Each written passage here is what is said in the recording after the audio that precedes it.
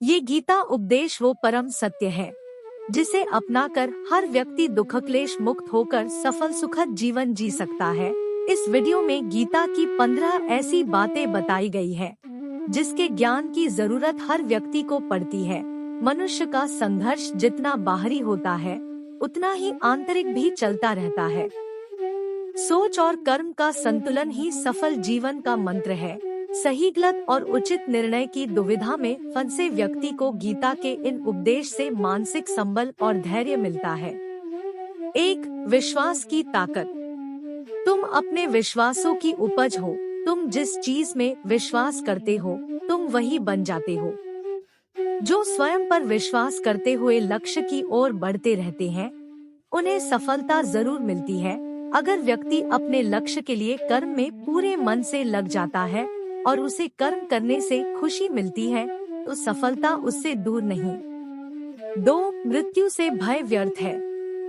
हर व्यक्ति के मन में मृत्यु का भय होता है।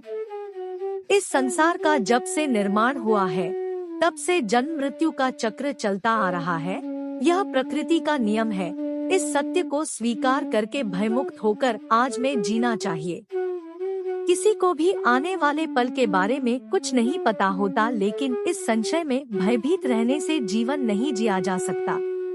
3 फीट कर्म सबसे ऊपर आता है। श्री कृष्ण अर्जुन से कहते हैं कि व्यक्ति कर्म करने के लिए ही पैदा हुआ है और बिना कर्म किए कोई रह नहीं सकता।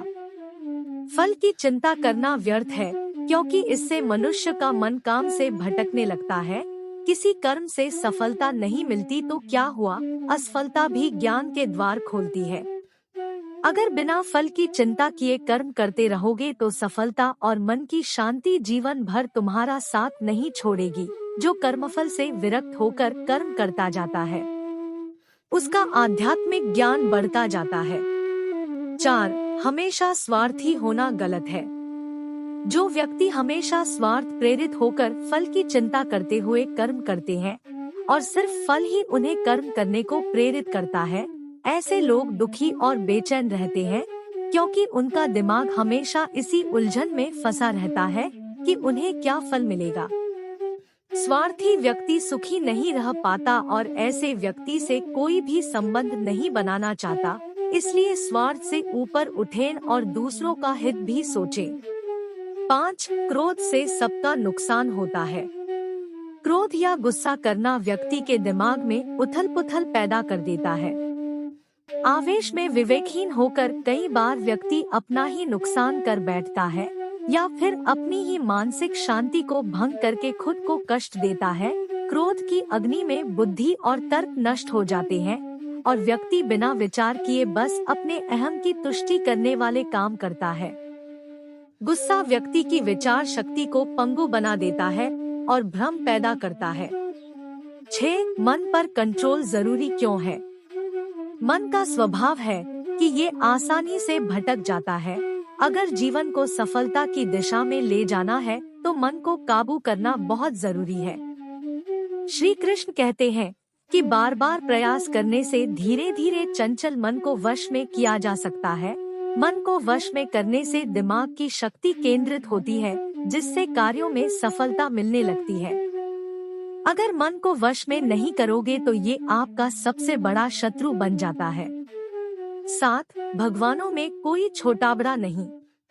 इस संसार में ईश्वर कई रूपों में जाना जाता है। इनमें से कोई भी रूप बड़ा छोटा नहीं है। परमात्मा का हर रूप समान है।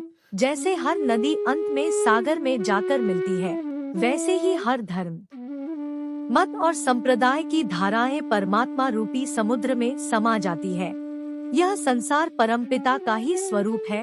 वो हर कण में विद्यमान है। 8 फीट कर्तव्य पालन जरूरी है।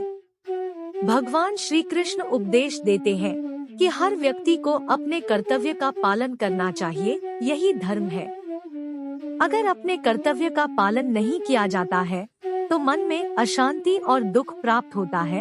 अपनी पसंद नापसंद मोहबैर को किनारे रखकर अपना कर्तव्य करो। किसी अन्य व्यक्ति का कर्म आपको कितना भी आकर्षित करे उसके प्रलोभन में न आए। कष्ट में रहते हुए भी अपना कर्म करना दूसरे की नकल करने से श्रेष्ठ है। अपने कर्म और कर्तव्य का पालन ही जीवन का सही मार्ग है, क्योंकि कर्म करना अकर्मण्यता से हमेशा बेहतर है। कर्तव्य में दोष देखकर पीछे न हटें, क्योंकि हर कर्म में कोई न कोई छोटा बड़ा दोष हो सकता है, जैसे अग्नि के साथ धुआं भी होता है। सदैव कर्म करो। कर्म करने से पहले विचार करो, लेकिन बहुत ज्यादा विश्लेषण मत करो। अधिक विश्लेषण संशय और अकर्मण्यता पैदा करता है। 9. ध्यान करने से परमात्मा को अनुभव किया जा सकता है। श्री कृष्ण कहते हैं कि शारीरिक कर्म से ज्ञान का मार्ग उच्च है और ज्ञान मार्ग से भी ऊपर ध्यान मार्ग है। ध्यान मार्ग पर बढ़ने से ईश्वर को अनुभव किया जा सकता है। जो व्यक्ति मन और इंद्रियों को शांत करके पूर्ण विश्वास से अपना ध्यान भगवान में लगाता है, उसे ईश्वर का ज्ञान और अस्तित्व अवश्य अनुभव होता है। जो हर जगह हर जीव मनुष्य में ईश्वर को देखता है, सबके हित में लगा रहता है, उस पर परमपिता अवश्य कृपा करते हैं। ज्ञान मार्ग हो या भक्ति मार्ग, समर्पण प्रेम विश्वास ही आपको ईश्वर के प्रकाश की ओर ले जाता है। भगवान की पूजा बहुत से लोग करते हैं, लेकिन उनको शांति क्यों नहीं मिलती? क्योंकि भगवान आपके मन में निवास करता है। उसे पता है कि आपका भाव क्या है। 10. अधिक शक करने वाला कभी खुश नहीं रह सकता। श्री कृष्ण गीता में कहते हैं कि शक करने वाले का विनाश हो जाता है, इसलिए संदेह करने से बचें।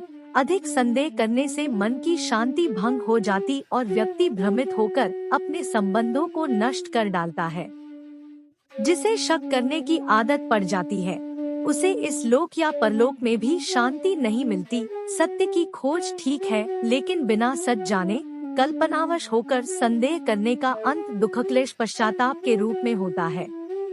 11. अति करने से बचें। जीवन में संतुलन बहुत जरूरी है। किसी भी चीज की अति करना अच्छा नहीं है।